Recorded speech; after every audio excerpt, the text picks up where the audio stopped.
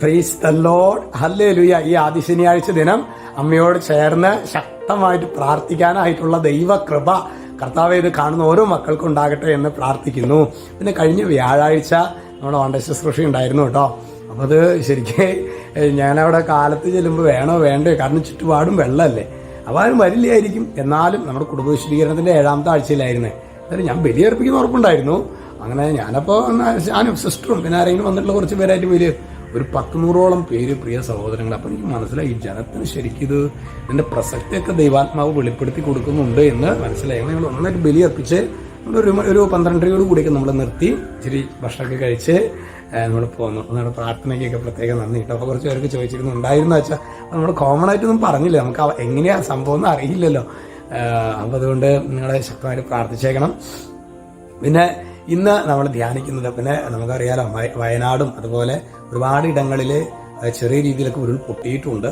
അത് ഒരു മാനസികമായ ആഘാതം അതുണ്ടാക്കുന്ന ഭൗതിക നഷ്ടത്തെക്കാളൊക്കെ വലുതാണ് മാനസികമായ വേദന, ഒരു പ്രയാസം.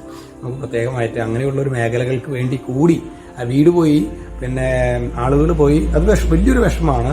അതുപോലെ തന്നെ അതിൻ്റെ ഒരു മാനസിക ആഘാതം എന്ന് പറയുന്നതൊക്കെ കിട്ടിയാലും ചിലപ്പോൾ ഈ ആഘാതത്തിൽ നിന്ന് ചിലപ്പോൾ രക്ഷപ്പെടുക ഭയങ്കര പ്രയാസമായിരിക്കും.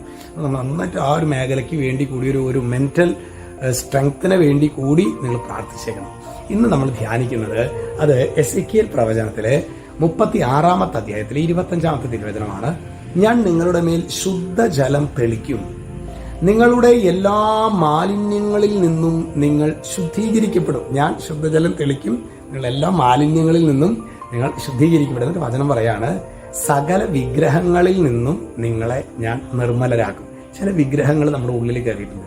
അത് സോഷ്യൽ മീഡിയ ഇങ്ങനെ ഇടയ്ക്കിടയ്ക്ക് ഇങ്ങനെ തോണ്ടുന്ന സംഭവങ്ങളൊക്കെ ഉണ്ടല്ലോ. ചിലപ്പോൾ അതായിരിക്കാം, ചില ബന്ധങ്ങളായിരിക്കാം, അല്ലെങ്കിൽ ചിലപ്പോൾ ചില വിഗ്രഹങ്ങൾ നമുക്ക് കൂടുതൽ മദ്യമായിരിക്കാം, മറ്റ് ലഹരികളായിരിക്കാം.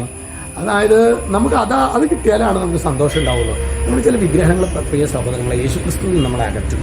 അപ്പോൾ അങ്ങനെ സകല വിഗ്രഹങ്ങളിൽ നിന്നും നിങ്ങളെ ഞാൻ നിർമ്മലരാക്കും. കർത്താവേ, ഈ വചനത്തിന്റെ ഒരു അഭിഷേകം ഇത് കേൾക്കുന്ന സകല മക്കളിലേക്ക് കർത്താവ് പകരാനായിട്ട് ഇടയാക്കണമേ. ഇത് ഇന്ന് ഇത് കേൾക്കുന്ന സമയം തന്നെ ഒരു 10 പേർക്ക് അയച്ചു കൊടുക്കാനുള്ള കൃപ കർത്താവ് ഇവർക്ക് നൽകണമേ. ഈശോ നിങ്ങളെല്ലാവരെയും അനുഗ്രഹിക്കട്ടെ, എപ്പോഴും എന്നേക്കും.